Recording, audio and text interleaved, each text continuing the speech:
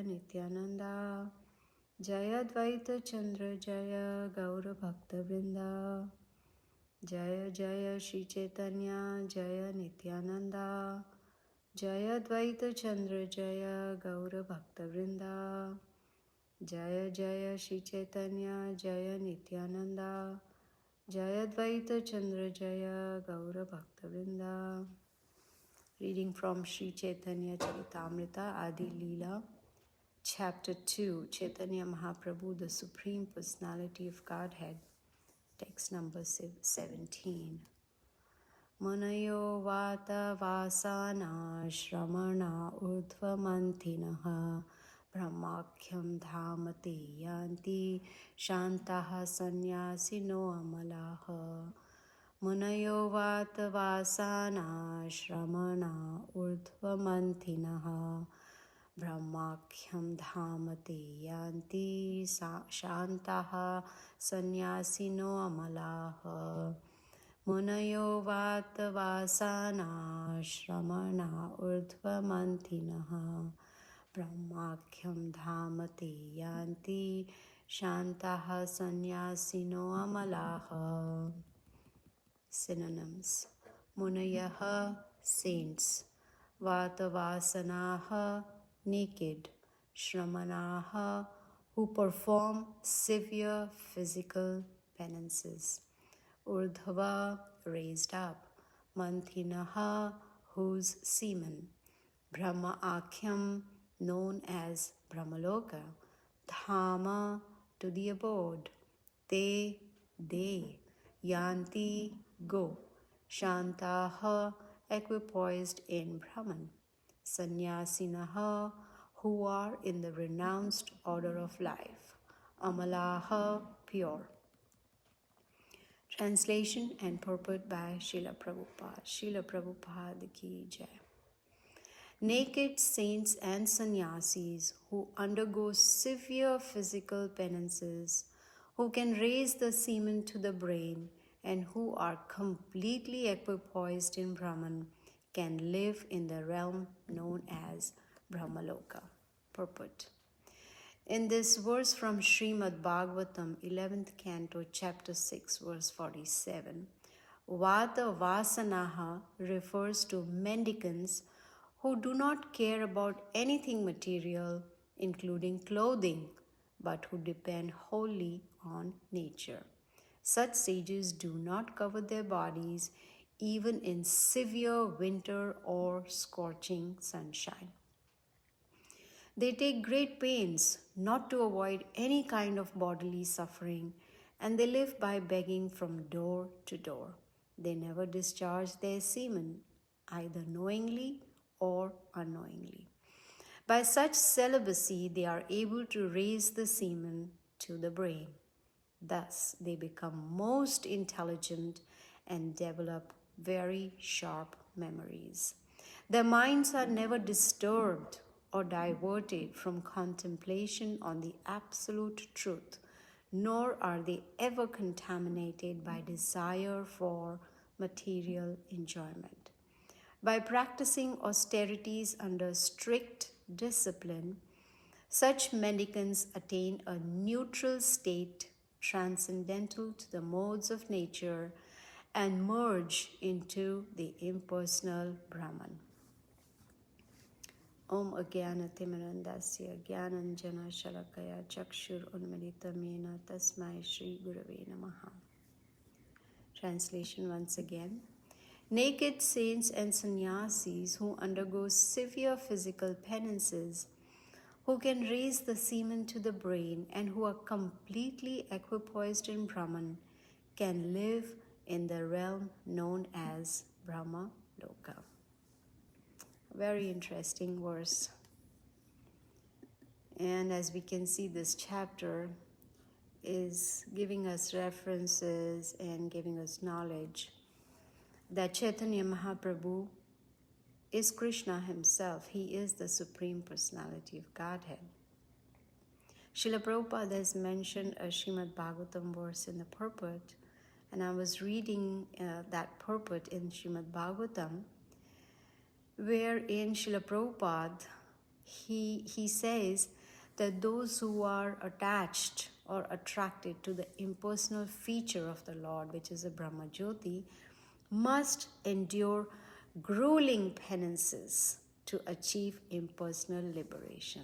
Not just penances, but grueling, really, really severe penances. And with great trouble and great struggle, they climb up to impersonal effulgence, that is the Brahma Jyoti. But again, they slip out of the Jyoti and fall back. Why? Because they have not taken shelter of the Supreme Personality of Godhead. They have not taken shelter of the lotus feet of the Supreme Lord. They are only interested in the impersonal Brahman, which is the Brahma Jyoti. So a question arises, why do people not get attracted, or why they are not, or they don't like to take shelter of the Supreme Personality of Godhead? Even though they are completely dependent on Krishna's mercy. Yet, Prabhupada says they arrogantly, he says they arrogantly do not want to accept shelter. You see, it's inherent in a living entity's mind, you can say that I am the controller. How can I bow down to someone else, Who can be better than me? I like to have the control in my hands. So Prabhupada says they do not want to accept the shelter, because some of them, they think I'm God. This is very popular in India. Why India? Even here in the US, in the early days, I remember hearing or reading that Srila Prabhupada was in his room, and a very well-built gentleman walked, thumping, boom, boom, boom, coming inside and declaring, I am God, I am God, I am God. And so the disciples went to Srila Prabhupada and they told him that here's this big-built man who is claiming he's God. And so Prabhupada said, okay, I can see him. Let me see who's God. So this gentleman comes to Srila Prabhupada, and as they are talking, this person, he puts his hand on his jaw and he says, my tooth is aching. He was in pain. Srila Prabhupada laughed and said, God never gets a toothache. So you can't be God. There's no way you can be God. So there are many who are, claiming, or they just assume I am God. But there is only one God, that is Krishna, the Supreme Personality of Godhead. So we can see that most are not ready, or they don't want to, they have no desire to take shelter of the lotus feet of the Lord. In fact, this verse from Srimad Bhagavatam, this verse is spoken by Uddhava. Srila Prabhupada talks about it. And he says that the pure devotees, they are the ones who take shelter of the lotus feet of the Lord. And they are the ones who can easily cross this material ocean. Why? Because they are completely, totally, fully attached to the lotus feet of the Lord. Not only that, they are firmly attached, which means no one can shake them. No one can influence them to leave the lotus feet of the Supreme Lord. No one can shake them away. So in this verse, Uddhava is indicating that he's not interested in impersonal Brahman realization. No. So he's talking about, how some yogis, they perform severe penances. And who is this verse talking about? The saints and the sannyasis. And they don't care about, anything material, so they don't even want to cover their bodies, because they know this body is material. They just want to take more and more bodily pains and live by begging. But the good thing is, because they practice celibacy 100%.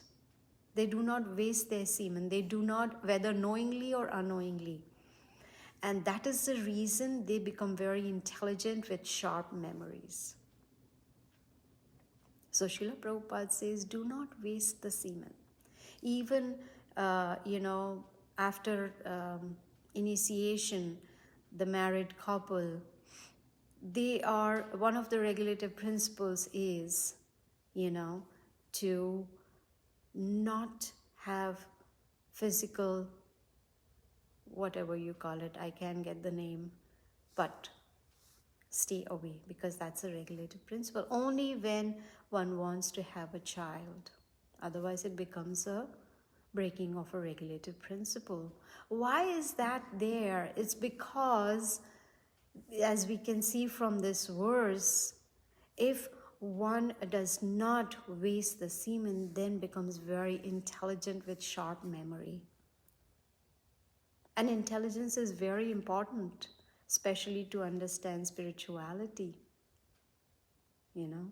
Minds are usually diverted, distracted, disturbed. But here, these saints and these sannyasis, they do not have any material desires for sense gratification. They don't want to enjoy this, that, or anything.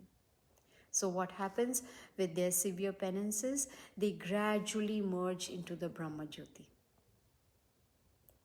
And Srila Prabhupada, many places he has explained, about the 3 stages of realization.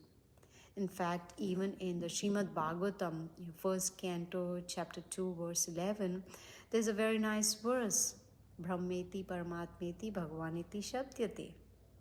3 stages of realization. There's Brahman, which is Brahma Jyoti Brahman, which is impersonal realization. Then Paramatma, the super soul within the heart. And then Bhagavan, which is realization of Krishna as the supreme personality of Godhead. And that is the highest form of realization. And that is Bhagavan realization. So here we see these saints and sannyasis, they are performing severe penances and austerities. But we have learned from Bhagavad Gita, the purpose of such austerities and penances is to come to the stage of Bhakti Yoga. Because all forms of yoga, they culminate in Bhakti Yoga. So if the austerities, they are not performed to bring one to the stage of Bhakti Yoga, then Prabhupada says it's waste of time. Because the goal of human life is to perform devotional service to Krishna. And these saints and these sannyasis, they are considered advanced. In Kumbh Mela, I have not seen, but I have heard and seen pictures where, so many sadhus, they gather over there. Thousands and thousands of them in Kumbh Mela. And most of them are naked, and they come to bathe in the holy river. But Prabhupada says, the position of the devotee is higher. Why? Because they are rendering devotional service to Krishna. They are not just performing penances. Of course, in devotional service also we have to perform some austerities, like fasting on Ekadashi, doing our morning program early in the morning, chanting. All this is an austerity. So devotees also perform austerity, but Srila Prabhupada says their position is higher because they are rendering devotional service to Krishna. And that is the whole purpose of the yoga system. In fact, in chapter 6 of the Bhagavad Gita, the whole chapter, Krishna talks about dhyana yoga, that what is the right form of meditation. The purpose is to realize the super soul in the heart, to see the super soul in the heart. So after he's describing all this, Arjuna, he tells Krishna, all this is so impractical because the mind is restless, mind is obstinate, cannot control the mind. So towards the end of the chapter, what does Krishna say? Yogi namapi sarvesham. Mat katin antaratma. That the topmost yogi is one who thinks of me within the heart. Now, to think of Krishna within the heart is a process by itself. For that, the mind has to be under control. But if Arjuna is saying it's difficult to control the mind, easy to control the wind but not the mind, then what about people like us? But Krishna gives a solution to that. He says, constant practice. We have to keep practicing. Just like we want to discipline the child, we keep on it. We keep training the child. Then finally, hopefully the child is disciplined. Same is with the mind. Mind is like a child. So by constant practice, and Krishna says detachment. And then it is possible to control the mind. And the first step for that is to chant Hare Krishna, Krishna Krishna, Hare Hare, Hare Ram, Ram Ram, Hare Hare, very attentively. See, Caitanya Mahaprabhu, that is Krishna himself, he came down in Kali Yuga just to give us this easy process. Not like Kritaya Dhyayato Vishnum Tretayam Yajato Makaya, all those different yugas, meditation, fire sacrifice, nothing of that sort. All we have to do is Kalautad Hari Kirtana. In Kali Yuga, we get the same benefit just by chanting Hare Nam, Hare Nam, Hare Nam, Eva Kevalam. There is no other way. So he has given us a very simple process by which we can become self-realized, by which we can understand who we really are, why are we suffering, what are we doing in this material world, and how to break the cycle of birth and death and go back to Godhead. A very simple process. So all different yoga practices, they culminate in Bhakti Yoga. And when we chant, we are performing Bhakti Yoga. But unfortunately, most people have forgotten their own constitutional position. What is a constitutional position? Jivera Swarup hoy, Krishnera Nityadas. It's not Jivera Swarup hoy, Krishnera Monday Das. It's not that only on Monday we are a servant of Krishna when we are hearing Srimad Bhagavatam. No. Nityera means eternal servants of the Lord.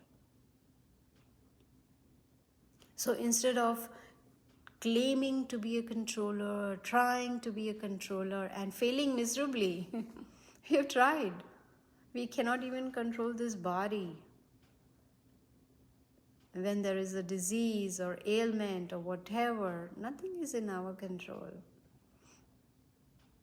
And then yet we think I am the controller. No. So, forgetful of our eternal constitutional position causes problems. Forgetfulness. Talking about forgetfulness, I remember hearing in Radha Desh many years ago. This is true. This incident took place. So there was this businessman who was traveling in train in Europe. I don't remember the city, but he was traveling and he had kept his, office goers, they carry those small bags, briefcase, we call it a briefcase. So he put it on top, because it was crowded in the train, so he put it on the shelf. And when it was time for him to get off from the train, excuse me. So because the train stopped with real force, all of a sudden that bag of his, briefcase, fell on his head. And as soon as it fell with a real big, hard, thump, excuse me, all of a sudden, he forgot who he was. Loss of memory with that big, hit on his head.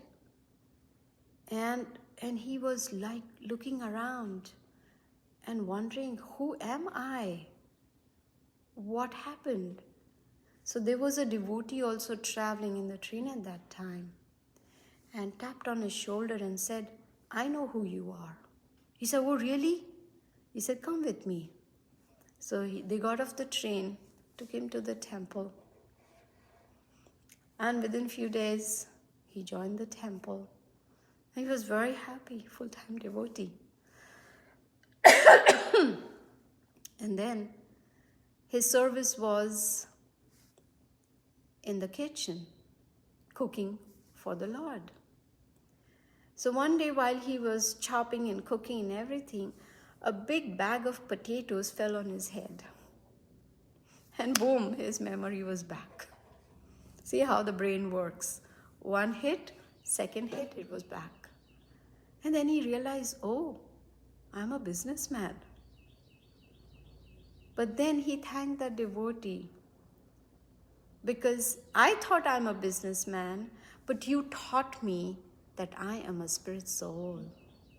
And I'm very grateful to you that you brought me to Krishna consciousness and showed me who I really am. I had goosebumps when I heard that. It was, what a beautiful incident, where you can see Krishna's mercy. In fact, I was listening to a lecture from Los Angeles temple. That was a long time ago. And this devotee was giving a lecture. I used to hear LA very often, those live lectures, Bhagavatam lectures, and I had heard this devotee speak many times. But in one of his lectures, he said that a couple of years ago, he was riding his motorcycle, and he was, while riding, he met with an accident, and he fell on the, in India we call it the footpath, I don't know what you call it here, on the side, the concrete portion hit his head, and he also lost his memory.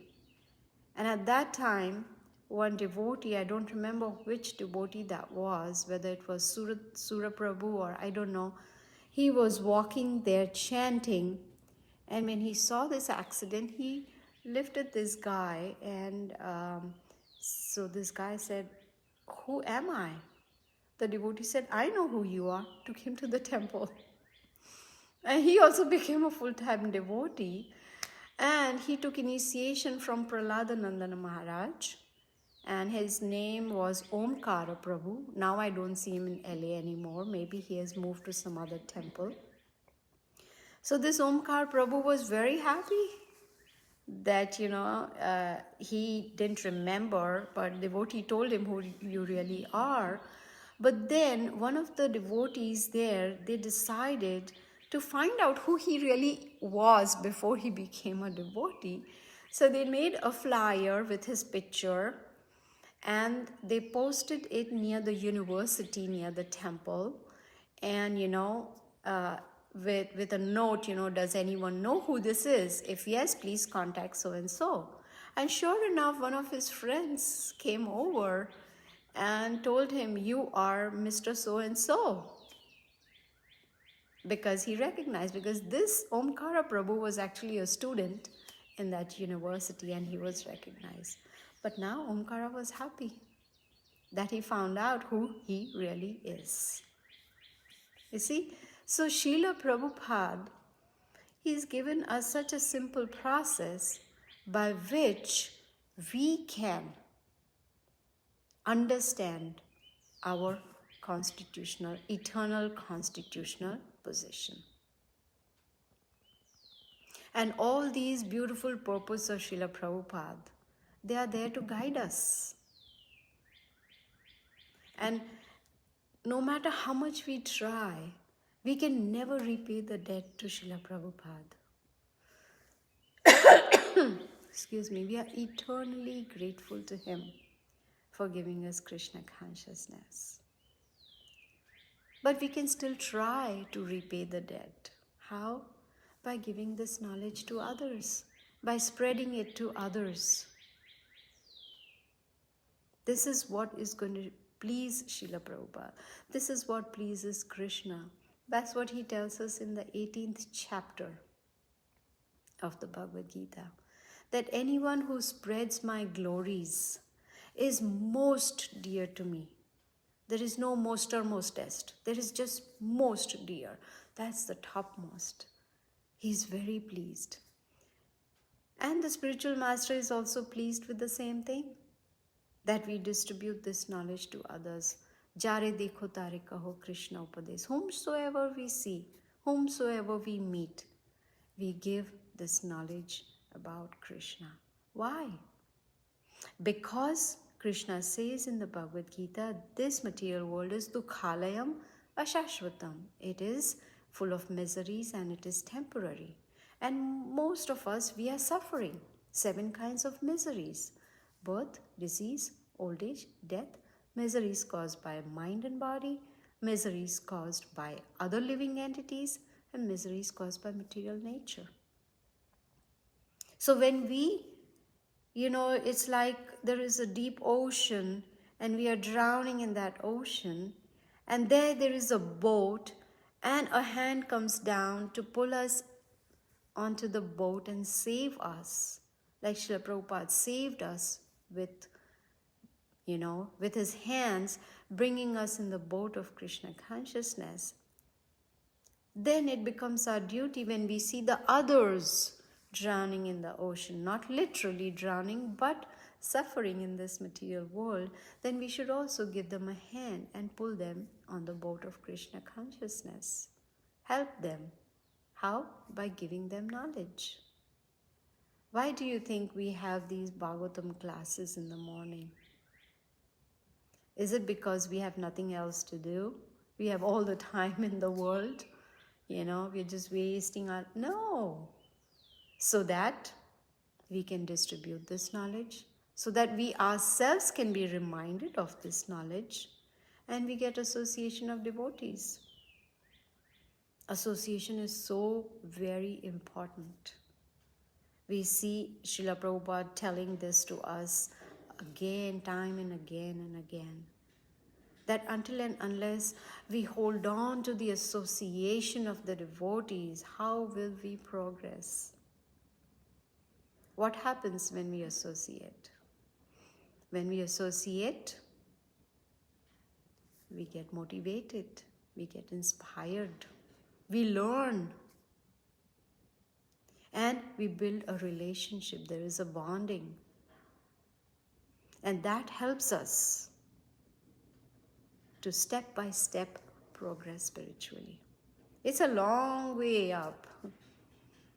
I was giving a class on Caitanya Caritamrta on Saturday, and Srila Prabhupada was saying in his purport that only when one comes to the level of pure devotion that Krishna consciousness begins. It's like, okay, that means we haven't even started. Even though we may be practicing for years and years and years, I'm talking about myself. If we have not yet reached or become a pure devotee, Krishna consciousness has not yet started. Such a profound statement. So Srila Prabhupada's each word, each statement, each purport is a treasure house. Try reading Bhagavad Gita or Srimad Bhagavatam or Caitanya Caritamrta, just the translations. It'll be almost impossible to understand. It's Srila Prabhupada's purpose, very simple purpose, that explain to us what exactly does it mean. That is the benefit of being in parampara, in strict disciplic succession, which comes down from Krishna himself. He tells us in the Bhagavad Gita chapter 4, Evam parampara praptam imam rajarshya vidu. That this spiritual science, he doesn't call it religion, he doesn't call it knowledge, he just said this spiritual science is to be received in strict disciplic succession. So when we read Srila Prabhupada's books, we are not only associating with him, but we are also associating with the whole parampara, which means we are also associating with Krishna, because Bhagavad Gita are the words of Krishna, the Supreme Personality of Godhead. So this is how we learn. Just like we, send our children, or we ourselves went to school to get some academic knowledge, some material knowledge. And we did that seriously. It's not that we went to school one day and then took 10 days off and then went afterwards. No. We went to school every day. Why? To get the knowledge, to grow in knowledge, to learn. So similarly, spiritual knowledge also needs to be accepted or heard on a daily basis. Nityam Bhagavata Sevaya. Nityam means always, eternally, all the time. Why did Srila Prabhupada keep telling us, and he keeps on telling us again and again, read my books? He keeps saying that. I know my spiritual master gives instruction of reading 2 hours every day. Not just reading, scrutinizingly. Reading will be shar, read, finish, go. No, scrutinizingly. Many times I have to call up Balabhadra Prabhu. What does this sentence mean? It's beyond me. It's gone over my head. Or I'll sit down and discuss with my husband and say, what does that mean? And just like that, he will tell me, this is what it means. That's association.